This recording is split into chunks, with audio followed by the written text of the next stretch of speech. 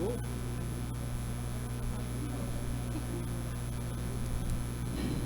Boa noite, queridos irmãos, queridas irmãs.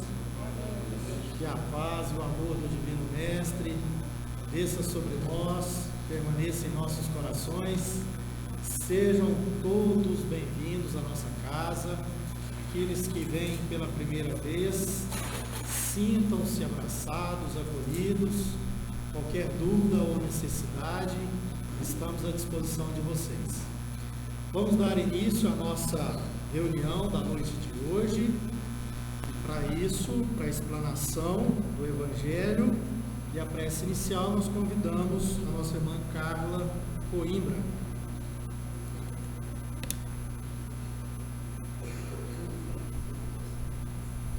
Mais uma vez, meus irmãos, boa noite. Que a paz, a sabedoria esteja com todos nós. Dando continuidade ao Evangelho segundo o Espiritismo, tá? Nós estamos no capítulo 13. Não saiba a sua mão esquerda o que faz a direita. No item 4, os infortúnios ocultos. E ele nos diz: nas grandes calamidades, a caridade se agita e vence generosos impulsos para reparar os desastres. Mas ao lado desses desastres gerais, há milhares de desastres particulares que passam despercebidos. São esses os infortúnios discretos e ocultos que a verdadeira generosidade sabe descobrir, sem esperar que venha pedir assistência. No Livro dos Espíritos, na questão 886, Kardec pergunta aos espíritos: qual o verdadeiro sentido da palavra caridade? E ele fala: benevolência para com todos, indulgência para as imperfeições dos outros e perdão das ofensas. A caridade, segundo Jesus, ela não só restringe a nos dar a esmola, dar algo de comer a alguém, igual essas calamidades que eu acabei de falar. É até bonito a gente ver a comoção da humanidade, né? O apoio que nós damos a todas elas. Mas, infelizmente, nós esquecemos os que estão aos nossos lados, os que estão precisando de socorro, não seja só de comida, mas de um abraço, de um afeto, de uma palavra. Esses irmãos que estão dos nossos lados despercebidos, eles precisam muito mais às vezes. Eles estão precisando que a gente dê o apoio a eles, a necessidade com o dinheiro, mas nunca esquecendo que Jesus disse que não saiba a mão esquerda o que dá à direita. Então nós temos também que ter cuidado em não humilhá-los, porque às vezes ele perdeu o ente que provia aquela casa, uma doença rara, eles estão ali do nosso lado pedindo um apoio e nós não percebemos. Então que a partir de hoje, ou a partir de todos os momentos de nossa vida, a gente possa olhar mais ao próximo, aquele que precisa mais que nós um pouco. Esses sim são os nossos infortúnios ocultos.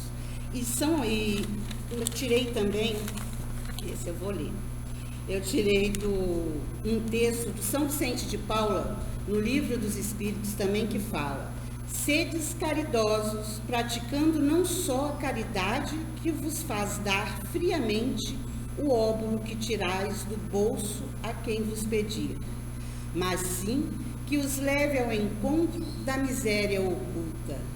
Sedes brando e benevolente, para com tudo que vos sejas inferior. Assim tereis obedecido à lei de Deus.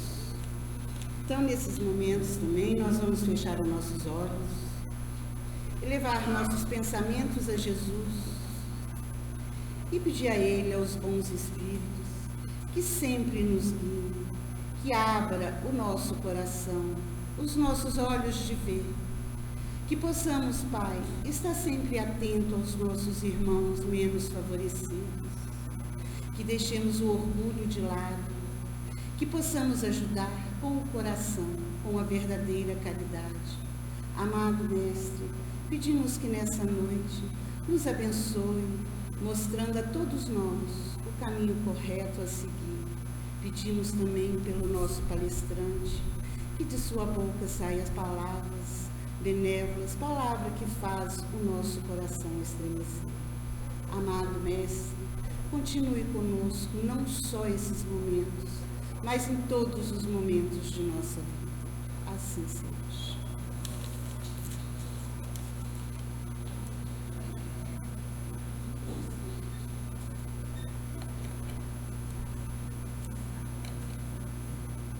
Dando continuidade à nossa reunião, com grande satisfação, hoje nós recebemos na nossa casa um amigo de longa data, Mário Henrique, do Centro Espírita União e Amor. E ele vem nos ajudar no entendimento do tema o céu e o inferno. Mário Henrique, que Jesus te abençoe, as palavras a você. Saudamos também os nossos irmãos conectados através do YouTube, do canal do Centro Espírita Semeador. Sejam todos bem-vindos e que Jesus abençoe hoje sim.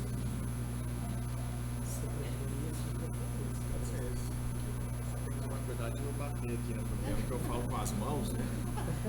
Então, se eu estiver muito perto, você me avisa aqui. Boa noite a todos. Me escutam bem aí no fundo, certo? A Fabiana até já resolveu sair um pouco aqui de perto para tomar uma cotovelada. Tem que amarrar minha mão. Se amarrar minha mão, eu não consigo falar. Então tem que ficar tomando cuidado com a Fabiana. Bom, o tema da noite de hoje, o céu e o inferno, é um tema muito profundo e muito longo. Tanto é que Kardec dedica um livro especificamente a ele. O penúltimo livro que ele publica em vida, que é justamente o céu e o inferno. E esse livro é um estudo aprofundado da última parte do Livro dos Espíritos. A gente chama do livro quarto do Livro dos Espíritos. São aproximadamente 100 questões que tratam sobre esperanças e consolações. Hoje em dia, essa é a primeira pergunta que eu faço. Vocês vão ver que de vez em quando eu gosto de fazer algumas perguntas. Mas sendo franco, hoje em dia, vocês acham esse assunto ainda pertinente? Céu e inferno? Tem alguma dúvida sobre isso? Se existe céu, se existe inferno, como eles são, caso existam? Paira alguma incerteza sobre isso? Ou a gente se ocupa com esse tema em algum momento? Eu digo a gente, eu estou perguntando para vocês, porque eu já me fiz essa pergunta ao preparar o estudo e a minha resposta é não. Costumeiramente eu não me pego pensando, mas como é que será que é o céu, meu Deus? Como é que será que é o inferno? Até porque o céu a gente até tem dificuldade de identificar. Tentem nesse momento imaginar o que é um céu. Vou dar 3 segundos. Conseguiram? Agora identifiquem o que é o inferno. Nos mesmos 3 segundos. Parece que teve gente até que virou pro lado assim. Então pensa, eu sei bem o que é o inferno. A gente identifica, obrigado, Maria. A gente identifica mais facilmente ou imagina mais facilmente o que é o inferno em relação ao que é o céu. Por que será? Possivelmente porque nós estamos mais próximos do inferno do que do céu. Se é que ele existe como uma entidade concreta. E é isso que nós vamos refletir um pouco. E é refletir um pouco. Naturalmente, no tempo que temos, não é o nosso propósito encerrar o assunto, mas eu convido à leitura e ao estudo do livro O Céu e o Inferno. É um livro que a gente não costuma prestar muita atenção dentro do Pentateuco, que nós chamamos. Mas olha, é um livro espetacular. A primeira parte dele faz a lembrança dos tópicos mais importantes da doutrina espírita sobre assuntos diversos, mas especificamente sobre esse destino final. E a segunda parte, os casos reais, práticos, dos espíritos em vida, encarnados e após o desencarne, a situação e a correlação, o estudo comparativo que Kardec faz. Então é um livro muito bom, mas no tempo que nós temos aqui, nós vamos tratar um pouco, do jeito que dá. Eu perguntei quem que se identificava mais facilmente com o inferno, com o céu. Nós chegamos à conclusão, eu digo aqui nós para poder resumir, que o inferno é mais palpável, né, do que o céu. E tem várias maneiras, se a gente olhar pela história da humanidade, há várias maneiras de se descrever o inferno. Nem tantas se descrever o céu. Mas o inferno, em todas as civilizações, em todas as épocas, há pormenores, detalhes de como seria esse inferno. Ele é um mito? Essa seria a primeira pergunta. É só um símbolo ou é algo real, concreto? Um destino talvez fatal para alguns? Um mito é basicamente uma forma de descrever o imaginário. É uma alegoria, é um símbolo. E a realidade, todo mundo sabe o que é a realidade, é algo concreto. Isso é um vaso de planta, de flores. Mesmo que seja algo permanente ou algo impermanente, como a própria encarnação. Ela é impermanente, mas a gente sabe que está encarnado, não sabe? Sabe. Isso é uma realidade. Mas os dois termos meio que se misturam. Não é tão fácil assim separar um do outro. Até mesmo no nosso cotidiano, na nossa literatura, a gente tem uma corrente, né, da literatura chamada realismo fantástico, que são romances ou histórias, contos geralmente. Aqui na América Latina é muito rico em contos, em que se trata de um tema como se fosse real, mas ele é tão absurdamente estranho que é como se não fosse. Mas é claro que nós estamos acostumados com uma vida nossa aqui que é tão cheia de, às vezes, de absurdos, que a gente pensa, se alguém estivesse vendo o que eu estou vendo, ou sabendo o que eu sei, daria uma novela isso, não é verdade? Então, embora é realismo, mas é algo até algumas vezes fantástico, e ainda assim é real. Será que é a mesma coisa em relação ao céu e ao inferno? Nesse ponto, inclusive, falei aqui de literatura, de realismo fantástico, a gente pode até pensar que alguns romances espíritas meio que militam nessa área. Descrevem com tantos pormenores alguns locais. Será que essa pormenorização não é um realismo fantástico? A gente tem que interpretar, a gente tem que ler com um olhar crítico, até para saber se aquilo de fato existe naquelas condições ou se é só apenas um símbolo, uma imagem, como tantas há. Emmanuel, por exemplo, no livro Justiça Divina, tem uma lição, eu não tenho certeza, não lembro o nome da lição, mas eu acho que o número é 77. Mas se não for, depois em casa você me cobra, aí a gente fala nos comentários lá, onde é que a lição é essa. Que ele elenca em alguns povos tipos de inferno. Curioso que ele não elenca o céu, justamente porque é difícil imaginar. Mas o inferno, vou te falar, tem uma profusão de infernos que é impressionante. Ele dá exemplo por os hindus, que na antiguidade, por várias escolas dos hindus, eles acreditavam que tinham dezenas de infernos, a depender do tipo da pessoa. Aquela pessoa que passaria a vida ardendo em fogo, aquela pessoa que passaria a vida, modo de dizer, né, gente? A pessoa já tinha desencarnado, então ela morre o corpo e a alma dela, ou o nome que se queira dar, vai para um local. Esse local é um local infernal, porque ela vai sofrer, sempre. A maneira de sofrer é que às vezes muda. Pode ser um fogo que arde se vendo, né? Ao contrário do poeta, ele arde se vendo e queima. Pode ser por martelo, nos infernos hindus tem. A pessoa vai perecer o resto da eternidade sofrendo martelada. Ou lâminas, ou asfixia, ou picada de cobra. Para os chineses, eles passavam por uma série de torturas e agonias até que eles não sucumbiam e morriam de novo. Já tinham morrido para chegar no inferno, mas sofriam tanto que morriam de novo. Para os gregos, o inferno é um abismo, onde há agonia profunda e perene. E assim ele vai elencando nos persas, nos muçulmanos, nos romanos, no hebreu, no mundo hebraico e no mundo cristão. No mundo cristão, também, tem muito inferno bem palpável. O inferno que a gente sofre dor física. Aliás, todos esses que Emmanuel cita, e alguns aqui que eu citei, vocês perceberam algo em comum? É um sofrimento físico. A gente sente, ao falar, quase que a gente sente na pele. É um sofrimento físico. E esse sofrimento é o destino final. É como se o destino da alma penitente é sofrer eternamente. Será que é isso mesmo? Mas será que nós hoje, que nós dissemos aqui, eu pelo menos disse, que não costumo pensar muito nesse assunto, será que a gente pensa assim? Vocês pensam que o inferno é assim? Sendo sinceros. Não. Não pode ser. Não pode ser. É demais. Mas como é que ele é? Porque há uma diferença entre não pensar e pensar como ele não é. Nós estamos pensando em como ele não é. Mas é como ele é. Essa resposta é mais difícil. Tem uma peça de teatro, lá na época da Segunda Guerra Mundial, Jean Paul Sartre, que a gente ficou conhecido por uma frase dessa peça que um dos personagens cita, que ele diz que o inferno são os outros. Bom, isso é uma maneira de descrever o inferno, não é? Mas essa peça aqui no Brasil, a tradução para o nome da peça ficou Entre Quatro Paredes.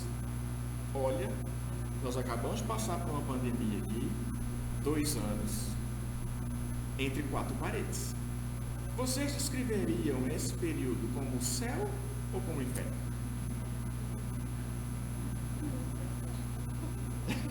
Nem uma coisa nem outra, o purgatório, ali no meio, né? Ali no meio. E é curioso, o nome da peça é Entre Quatro Paredes, e tem um plus a mais, como a gente brinca, tem um acessório a mais, que a ausência dele atormentava ainda mais. Eram 3 personagens que tinham morrido e se encontraram no inferno, mas o inferno era simplesmente 4 paredes. Mas um detalhe, sem espelho. Alguém aqui consegue viver sem espelho? Hoje tem rapaz que a gente consegue. Hoje já não preciso mais. Mas alguém aqui consegue viver sem celular? O celular não é o espelho de 1944, data da peça? A gente precisa do celular para se ver. A gente precisa do espelho para se ver. E na peça eles precisavam um do outro para se verem. E isso era inferno. Já pensou? Eu nunca tinha pensado nisso, mas que inferno infernal. Não é? Mas por que é importante pensar nisso? Esse é um ponto-chave. Por que é importante a gente meditar sobre isso? Não até entender como é de fato, porque isso é matéria de estudo, mas meditar sobre isso. Kardec chama muita atenção. Eu nunca tinha prestado tanta atenção no quanto Kardec chama a atenção até a gente estudar o Livro dos Espíritos de cabo a rabo. A última parte do Livro dos Espíritos, que trata sobre esperanças e consolações, Kardec enfaticamente, em várias perguntas, nas conclusões, especificamente, por exemplo, conclusões 2 e 3 do Livro dos Espíritos, ele fala o quanto é importante nós pensarmos e entendermos claramente a justiça divina, como ela opera, porque senão acabamos por desacreditar dessa justiça. E quem desacredita da justiça de Deus, desacredita da presença, da existência de Deus. Quem desacredita da existência de Deus, não há por que continuar existindo sob conjunções mais pesadas. Então é muito importante. Kardec fala, é isso que é o ponto-chave da luta contra o materialismo, porque o Espiritismo não vem lutar contra ninguém, nem nenhuma religião. Vem fortalecer todas, na luta contra um único inimigo, que ele chama, que é o materialismo, que é acreditar que não existe nada além disso aqui, do corpo físico. Ora, se existe algo, o que será desse algo após a morte desse corpo físico? Essa, por exemplo, é a pergunta 1012 do Livro dos Espíritos. Claro, eu falei que são 100 perguntas tratando do livro Céu e Inferno. Eu pensei aqui a 1012. Mas antes de a gente chegar na 1012, para a gente entender um pouco mais do ponto de vista da doutrina espírita sobre esse assunto, falamos sobre mito e realidade, sobre diversos tipos de símbolos, mitos de inferno em outras civilizações. Agora, tem um conto, muita gente deve conhecer, até pequenas variações, um conto budista, bem curtinho, que trata sobre o céu e o inferno. Curiosamente, a primeira vez que eu escutei ele foi no Centro Espírita, lá no União e Amor. do saudoso seu Gilson, que hoje está desencarnado. E pelo que eu conheço dele, certamente não está no inferno, se é que o inferno existe. Ele deve estar muito bem, em algum tipo de céu que eu não conheço. E ele contou esse conto, mas esse conto hoje você procurar na internet, há pequenas variações dele, mas ele é bem conhecido. Conta a história de um guerreiro japonês, um samurai, que nessa variação que eu vou contar aqui, ele estava debaixo de uma árvore, sentado sobre uma árvore, que era um caminho conhecido daquele feudo, e ele estava, curiosamente, pensando nesse assunto. Para onde será que eu vou? Porque eu já matei muita gente, mas eu matei por boa causa, por boa intenção, eu tinha um motivo, eu defendia, era o meu trabalho. Mas será que existe isso? Céu e inferno? Quando ele pensava sobre isso, viu caminhando sobre aquele caminho um monge budista muito conhecido na região. Então, quando o monge se aproximou da árvore que ele estava, ele gritou de longe: monge, eu quero te fazer uma pergunta, pare a sua caminhada. E o monge parou. Quero que você me responda o que é o céu e o que é o inferno. O monge de onde estava olhou para ele e falou assim: mas quem é você? Eu sou o samurai fulano de tal. E o monge disse: mas e eu com isso? Para mim você não é nada. Por que eu devo parar a minha caminhada e te responder o que é céu e inferno? Você nem parece um samurai com essa roupa toda rota. Não vou perder meu tempo com você. Nisso, o samurai se encolerizou, saiu debaixo da sombra da árvore, desembanhou sua espada e foi em direção ao monge. E o monge calmamente sorriu para ele e disse: isso são as portas do inferno. O samurai rapidamente entendeu a lição. Olhou para o monge e falou: mestre, embanhou a espada, ensina-me o que é o céu e o inferno. Ao que o monge disse: isso são as portas do céu. É uma visão totalmente diferente, nos dizendo que o céu e o inferno não estão no outro, não estão no sofrimento eterno, à espera da morte, está no momento presente, como vivemos e interpretamos o universo que nos rodeia. E a doutrina espírita? Como ela enxerga isso? Em rápidas palavras, naturalmente. Porque nós viemos há milênios encarnando. Estou dizendo nós aqui, todos, nem só os que estão aqui, mas nós que estamos aqui certamente sabemos disso. Será que essa é a primeira, ou no máximo a segunda vez que a gente encarna no meio espírita? Você já pensaram sobre isso? Vou até tomar um gole d'água aqui, para dar tempo.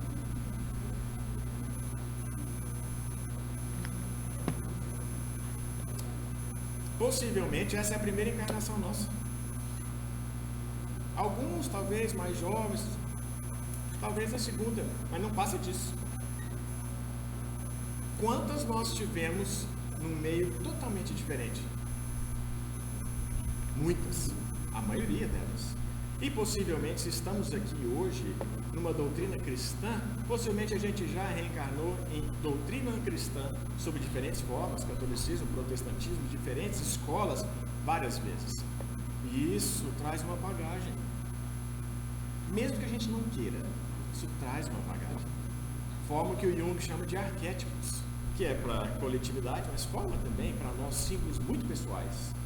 E que a gente às vezes não percebe que estão arraigados em nós. E que nós trazemos, porque é nós, trazemos para dentro daquilo que a gente acabou de conhecer. Ou que já conhece faz tempo, no caso, o Espiritismo. Então, talvez, muito do que a gente pensa de céu e de inferno não esteja propriamente claro, como a gente pensa na literatura espírita, nos textos de Kardec, mas muito, talvez, daquilo que a gente já imaginava que era. A gente até nem dá muito nome mais de céu e inferno, porque saiu da moda, né? Não está muito na moda. Se for, então, nós espíritos, a gente chama de umbral. Se for muito denso, a gente dá esse nome aí, um umbral mais denso. E céu, a gente nem fala céu. Céu, não existe céu. Existem regiões de espíritos de luz. Como se fosse treva, fosse espírito atrasado. Não é? A gente não diz isso, mas está implícito. Pois bem, será que a gente traz algumas coisas? Dante, falei de literatura, Dante, a Divina Comédia de Dante, 3 volumes. 3 volumes descrevendo a viagem que ele fez pelos tipos de inferno.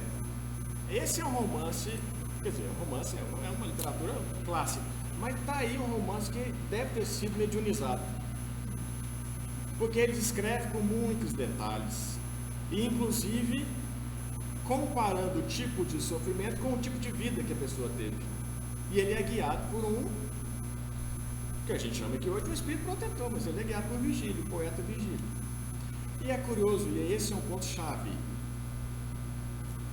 a diferença entre o inferno e o resto. O purgatório, que a gente aprendeu, que isso não é um termo da doutrina espírita, isso é um termo do catolicismo, de outras correntes. Mas a gente traz, porque a gente precisa discutir sobre isso. A gente chama de umbral hoje, que é um período meio intermediário. Mas é a mesma raciocínio, a mesma coisa. Mas há uma diferença crucial. E não é tanto, e isso a gente vê claramente no livro Céu e Inferno, não é tanto o tipo de sofrimento. Se é martelo, se é lâmina, se é asfixia, se é fogo, não interessa. O que interessa é o quanto isso dura. Quanto tempo dura? Se nós tivermos uma situação, seja ela qual for, e tivermos a certeza de que ela não acaba, que durará para sempre, seja qual for a situação, a gente vai lá no fundo se angustiar. No mínimo se angustiar. Agora, se for uma situação dolorosa, porque o inferno nos remete a algo doloroso, se for algo doloroso, algo que nos incomoda, que machuca, eu não estou dizendo machucar do físico, machuca a alma, a gente tem a certeza de que isso nunca acabará. Isso realmente é o que eu imagino seja o pior que pode acontecer. Que é, em outras palavras, a morte da esperança. Não há esperança de salvação. Não há esperança de melhora. Não há esperança de fim. Isso é terrível. E Dante aprendeu bem essa ideia. Que lá no canto terceiro ele coloca numa placa que ficava acima do umbral, que é um portal, um umbral, um portal que dá acesso aos infernos, uma placa dizendo mais ou menos assim: nada a mim se assemelha, porquanto tudo se acaba, enquanto eu eterno duro. Perdei, ó vós que entrais, toda a esperança. Ele retrata bem isso. E a gente vê nos relatos dos espíritos do livro O Céu e o Inferno, na segunda parte, desses espíritos sofredores, claramente isso. O que mais os angustia, os desespera, é não perceber o fim da dor. Não é isso também que nos desespera, nós em vida, a ponto de tirarmos a própria vida? É não termos esperança de melhora. Não temos. Morreu a esperança. Isso realmente é desesperador. E a doutrina espírita? Voltamos lá a 1012. Voltamos porque eu nem cheguei a falar, né? Agora a gente vai. Pergunta de Kardec na 1012, ele pergunta se existem lugares fechados, circunscritos, dedicados às penas e aos gozos, ou seja, à felicidade, ao céu, ou às dores, ao inferno. E os espíritos respondem, aliás, eles respondem dizendo assim: nós já respondemos isso. É bom o espírito porque eles são diretos, né? A gente fala, não, mas o espírito de luz, ele é muito sempre benevolente, sempre... Não, ele sabe com quem está falando. Está falando conosco, a gente pula a questão, né? A gente passa da 1012, vai para 1020, depois volta. Ele fala, não, olha lá, eu já respondi isso. Penas e gozos são inerentes ao nível de evolução de um espírito. Bem condizente com o ponto budista. Eles falam, como os espíritos estão por toda parte, não há um local circunscrito, fechado, especificamente dedicado para local de penas e gozos. Em outras palavras, aquilo que a gente imagina como um local físico, concreto, que existe para que as almas sejam colocadas para sofrer, ou que as almas sejam colocadas por conta do seu próprio mérito para se felicitarem, para se manterem serenas e em paz, esses locais não existem. E aí Kardec fala, na 1012A, mas quer dizer então, não com essas palavras, né? Esse é o jeito mineiro de Kardec perguntar. Mas quer dizer então, você está dizendo que céu e inferno não existem do jeito que a gente acha que é? E os espíritos respondem, já lhe dissemos outra vez. Acho que perguntasse ao terceiro, eles iriam apelar. A gente não vê espírito apelando, espírito de luz, espírito iluminado. Mas enfim, falaram novamente, já lhe dissemos outra vez, que local circunscrito não existe, é uma alegoria. Eles utilizam essa expressão, é uma alegoria, pois que espíritos ditosos e inditosos, felizes ou infelizes, existem em toda parte. Então não pode ter um local só, no universo inteiro, para juntar toda a pessoa. A resposta continua, mas vamos dar uma pausa. Depois dessa afirmação deles tem um ponto, depois começa um entretanto. Eu vou parar antes do entretanto. Então, ficou alguma dúvida? Esse é um ponto. É um local, é uma alegoria? É. Existe um local circunscrito, dedicado. A gente pode até fazer uma área, né? Não, tantos metros quadrados, ou acres, ou hectares, no céu, ou debaixo. Aliás, no céu, acima, debaixo do inferno, também é uma. Você vê como é que eu falei de forma natural? De onde nós tiramos isso? Eu digo por mim, de onde eu tirei isso? Mas eu espero sinceramente que alguém me acompanhe nesse raciocínio, quando eu me sentir sozinho nele. De onde nós tiramos isso? Que o céu é para cima e o inferno é para baixo. Não é da doutrina espírita. Isso é certo. Não é. De onde é? É tão antigo que a gente se esquece que por muito tempo nós acreditamos piamente que a Terra era o centro do universo. Não era nem o centro da galáxia, porque sequer sabia da existência de uma galáxia ou do sistema solar, era do universo. Porque a gente, quando quer para ser orgulhoso, é para arrebentar, é no máximo. Então a Terra era o centro do universo.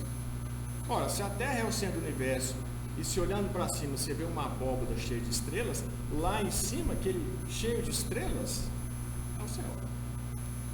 Se a Terra é o centro do universo, então daqui para cima, lá em cima é o céu, daqui para baixo é o inferno.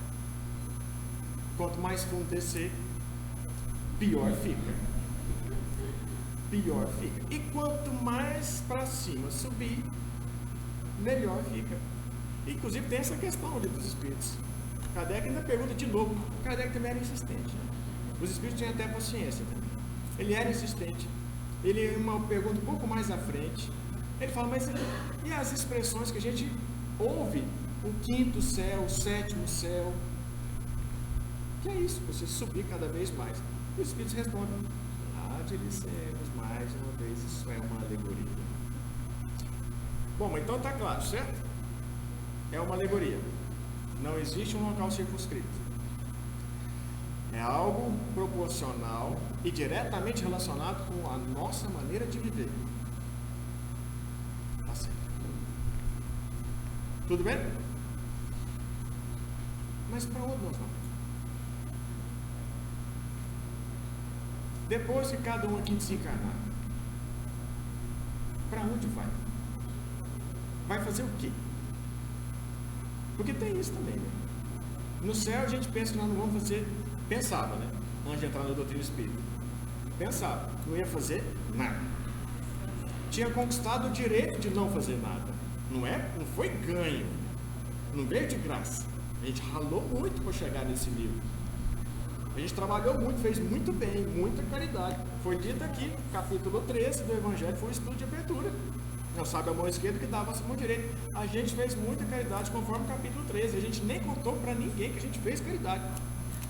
Nada mais justo que agora a gente descansar.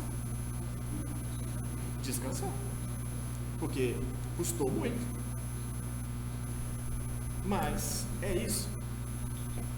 Não é, a gente já sabe que não é. Intuitivamente a gente sabe que não é. Embora dá até uma pena, assim, uma dor no coração, pensar, não, mas quer dizer que quanto melhor eu vou, mais eu vou trabalhar? É. Vamos ser diretos, né? É. Mas tem uma diferença. E essa diferença faz toda a diferença. A gente vai gostar. Isso vai ser o nosso alimento. Isso vai ser a nossa alegria. A gente ficaria muito triste se não fizesse nada. A gente ficaria muito triste se não ajudasse. A gente ficaria muito triste se ficasse parado. A gente gosta de fazer. Gosta tanto, nos alimenta tanto, que pouco interessa se as pessoas estão vendo. Pouco interessa se o mundo, falando do celular, se o mundo está me vendo naquele momento que eu estou fazendo uma caridade. A gente lê o capítulo 13 e faz uma selfie enquanto está fazendo o ato de caridade. Não é? Pouco interessa, porque aquilo alimenta a alma, é um regozijo. Então, essa é a diferença. Mas enquanto não chegarmos nesse ponto, como será que nós ficaremos? Ficaremos em algum local? A gente sabe que não existe esse local, mas não existe mesmo. Aí a pergunta que pode estar passando pela mente de vocês, que é a pergunta que passou pela minha quando eu li essas respostas, mas na própria literatura espírita, a gente pode pensar, não, mas eu estou lendo um livro estranho, estou lendo uns livros esquisitos, que falam um monte de coisa que a gente não sabe nem se é verdade. Não. Mas se nós pegarmos o próprio céu e inferno, lá a segunda parte, o céu e o inferno, há vários relatos, e eles descrevem: eu estava sofrendo fome, eu estava com frio, eu estava num local que eu não enxergava nada, eu só escutava as vozes que zombavam de mim, eu sofria assim, assado. E você percebe pelos relatos que ele não está sozinho, aquele espírito não está sozinho, ele está num local que muita gente sente a mesma coisa. Enfim, estou dando um exemplo de casos que a gente pode se assegurar, num estudo que não há dúvida, sério, feito por Kardec, mas há muitos casos na literatura espírita séria, que a gente percebe exatamente isso. Ué, mas está dizendo que não tem? Mas ele descreve um lugar que é como se fosse. Pode até não chamar inferno, mas é tão ruim quanto se fosse. Não é? Isso é sério? Isso é verdade? O que vocês acham? Será que tem chance de a gente ir para lá? Isso eu não tenho como responder. Se tem chance, né? Matematicamente falando, sou engenheiro, matematicamente falando, tem. Mas não tem como falar se vai. Porque, como o monge budista nos ensinou, isso depende de nós. E o Chico tinha uma frase bem parecida. Ele dizia: céu, inferno, purgatório nascem dentro de nós mesmos. O bem praticado é o alicerce do céu. Veja, não é nem o céu, é o alicerce, o fundamento, a base do céu. A má intenção é o início do purgatório. E a má intenção executada, positivada, a má ação efetuada é o início do remorso, que é o início do inferno. Nascem de dentro de nós. Então, onde nós estamos, cada um de nós aqui nesse momento, eu não sei. Eu mal sei onde eu estou. Mas está claro que nós somos senhores do nosso destino. E esse destino, existe porventura alguma chance de ser um local assim, circunscrito, escuro, ruim, que eu passo fome, que eu passo frio, que eu quero encontrar as pessoas e eu não consigo encontrar as pessoas? Existe lugares assim no plano espiritual? Esse é o complemento da 1012A. Lembra da 1012A?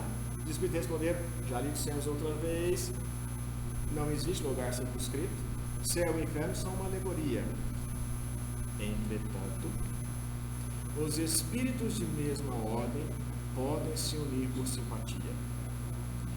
Os espíritos perfeitos podem se reunir em qualquer lugar. Essa é a resposta. Alguém aqui é perfeito? Se alguém levantar a mão, já não é. Não é? Porque uma das virtudes do espírito, o homem de bem, é a humildade. Ele nem reconhece que ele é um homem de bem. Se você se reconheceu, já não é. Mas eu garanto que tem muitos, e eu digo por mim, que dá vontade de levantar a mão. Não levanto de vergonha, mas que eu sei que eu sou perfeito, eu sei. A minha esposa discorda, mas eu sei. Mas brincadeiras à parte, eu acho que não tem ninguém, senão a gente não estaria nesse mundo de provas e expiação. Que abre-se um parênteses, é justamente o que Kardec define como purgatório. Aliás, não é nem ele, os espíritos. A gente falou aqui purgatório, que é um termo meio fora de moda, a gente chama de umbral, mas é muito bacana a definição dos espíritos. Purgatório não é um local, mais uma vez, circunscrito, fechado, para aquelas almas que erraram, mas tem chance, tem esperança de dali sair. Não é um local, é o tempo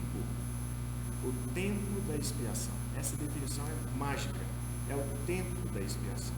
Esse é o purgatório. Ou seja, é o período em que nós sofremos em busca de melhorar. Bem-vindos ao purgatório.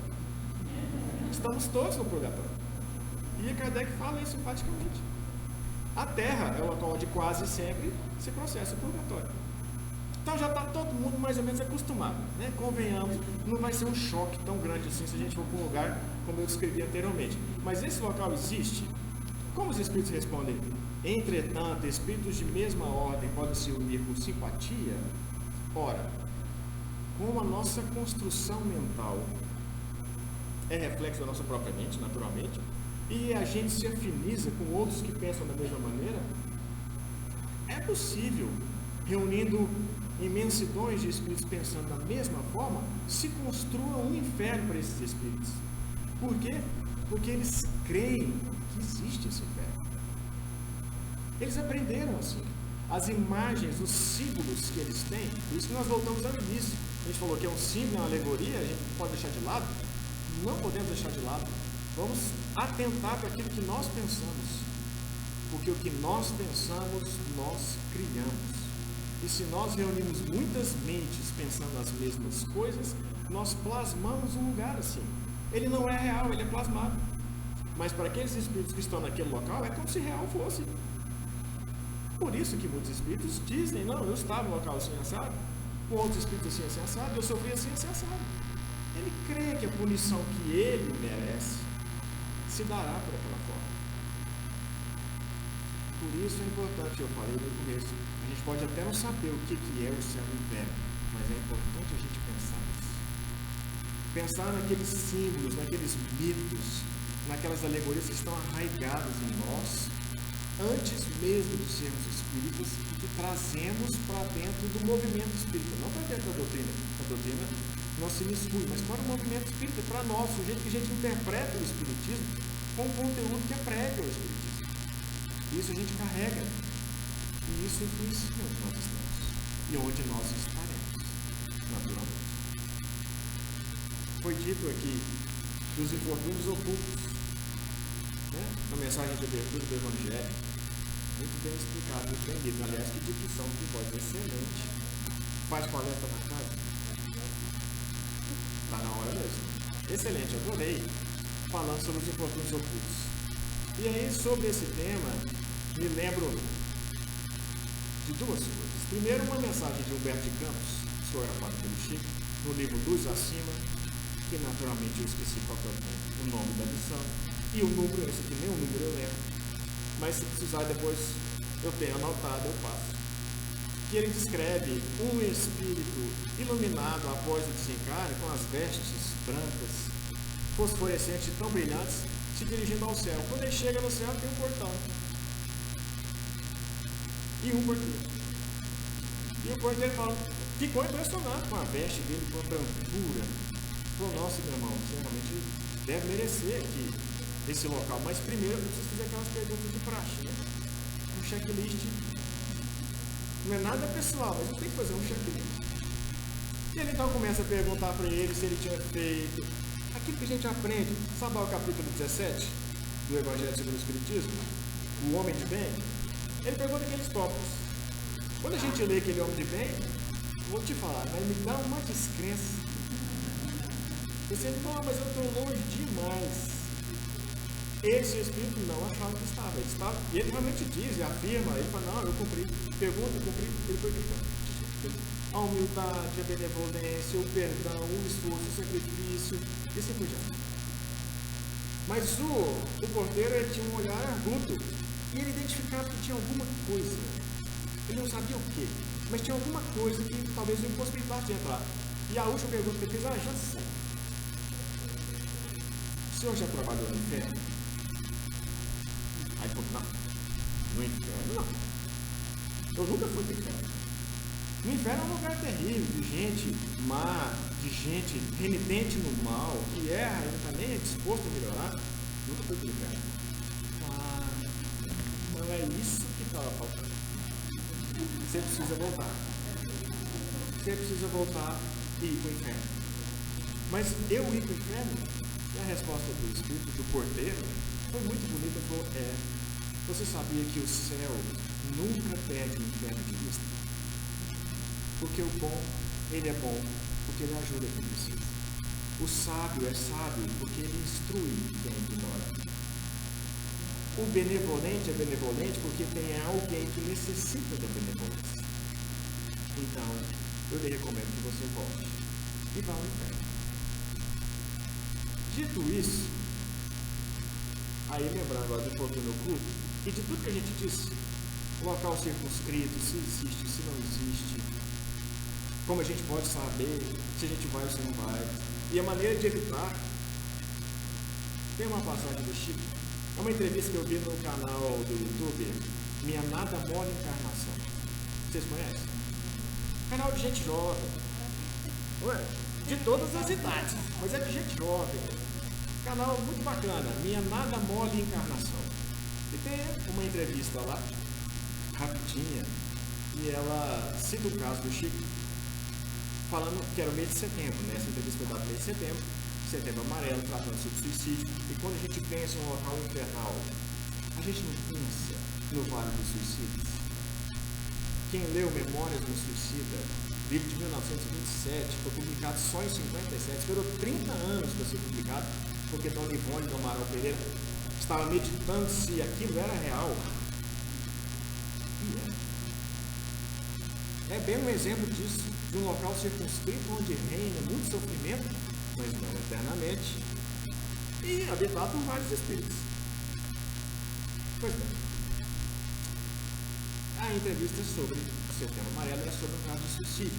E ela, vocês me perdoem, mas eu esqueci como é o nome da entrevistada. Mas é bom, porque se eu der muitos detalhes, vocês depois não vão procurar. Como eu estou falhando nos detalhes, vocês vão e procuram, e vão achar coisa melhor ainda.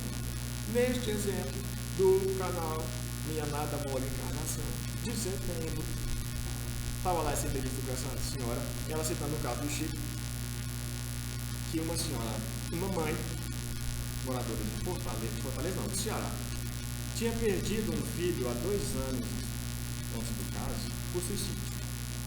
Ela era espírita. E ela sabia, por tudo que ela conhecia do espiritismo, que ela não teria uma mensagem, notícias do filho tão cedo. Ele não poderia vir lhe dar uma mensagem. Ela sabia disso. Mas é mãe. Para a mãe, sempre tem esperança. É isso, esperança. E ela, então, depois de 2 anos sofrendo, mas se segurando para não procurar o Chico, ao final de 2 anos, ela vai. Ela pega um ônibus, sai do Ceará, chega lá em Uberaba. Ela chega de madrugada, então ela vai para o centro, ela faz o check-in num hotel, numa pousada, ela vai para o centro, porque de manhã se distribuem as senhas para o trabalho que seria iniciado à noite. Como ela chegou de madrugada, ela foi a primeira da fila, ela pegou a senha número 1. Ela pegou a senha e dali ela já não saiu, que é para ter certeza que não ia perder o lugar. Foi passando o dia, a fila foi só aumentando. E ela, primeiro lugar. Quando para um carro, sai de dentro do carro uma senhora, uma mulher, um carro rico, uma mulher bem aparentada, desesperada, querendo conversar com o Chico, porque ela tinha perdido os 2 filhos num acidente de carro. E aquela mãe do Ceará, pensou, meu Deus, eu perdi um filho, e eu perdi porque ele quis. Ela, essa senhora, perdeu 2 filhos, e eles não quiseram nem ela. Eu vou dar minha ficha para ela. E deu a ficha para ela, para aquela senhora. Aquela senhora, no desespero que estava, nem agradeceu, pegou a ficha, o centro já estava abrindo, e ela entrou. A mãe do Ceará, sem ficha, sabia que não tinha condição de ser atendida, voltou para a pousada. Quando foi mais ou menos 2 horas da madrugada, toca na porta do quarto. Ela vai atender e o moço diz, olha, o Chico pediu para a senhora ir lá no centro. Ela falou, não, mas deve estar havendo um equívoco. Eu peguei a senha, mas eu entreguei para outra pessoa, então eu não tenho senha. Eu falei, eu não sei. Mas que é para a senhora ir, ele falou que é para a senhora ir. E ela então se aprontou e foi, no meio da madrugada. Trabalhos do Chico iam até as 3h30 da madrugada, até atender todo mundo. E quando ela entrou, salão com a porta aberta, como aqui, quando ela entrou, o Chico, sentado à mesa, pega a mensagem e começa dizendo, lendo a mensagem, e diz assim, minha mãe, você sabe que eu não podia estar aqui. Mas quando você deu aquela ficha, e eu sei que você deu, porque Emmanuel está me dizendo aqui do lado, quando a senhora deu aquela ficha para aquela outra mãe, Emmanuel diz para o Chico, um gesto de amor de uma mãe, como o Chico dizia para várias mães, a prece de uma mãe arrebenta as portas do céu, que dirá do inferno. Então Emmanuel disse, o gesto de amor de sua mãe me fez vir aqui buscar, dizendo para o filho, você, de fato, não podia dar essa mensagem, mas hoje, por sua mãe, eu lhe busco, nós faremos a mensagem, e você fala o que deve falar, depois fala. E ele fala uma mensagem que conversa com a mãe, de forma muito bonita, mas o mais bonito da mensagem é aquilo que a gente falou no início. Ele falou, mãe, o que mais me alegra hoje não é nem apenas encontrar a senhora, mas é ter a certeza daquele meu sofrimento terá um fim. Até então, eu vivia na eterna certeza de que dali eu nunca sairia. E hoje, quando aquela luz apareceu para mim na forma de Emmanuel, a minha esperança renasceu. Resume, de uma certa forma, tudo que a gente falou hoje. Um local circunscrito, um céu, um inferno. E como um ato de amor nivela o universo. Onde quer que a gente esteja, encarnado ou desencarnado, no céu ou no inferno. Que Jesus nos abençoe e nos dê força para essa meditação, onde a gente vai. Obrigado pela atenção e pelo copo. E por não tentar fazer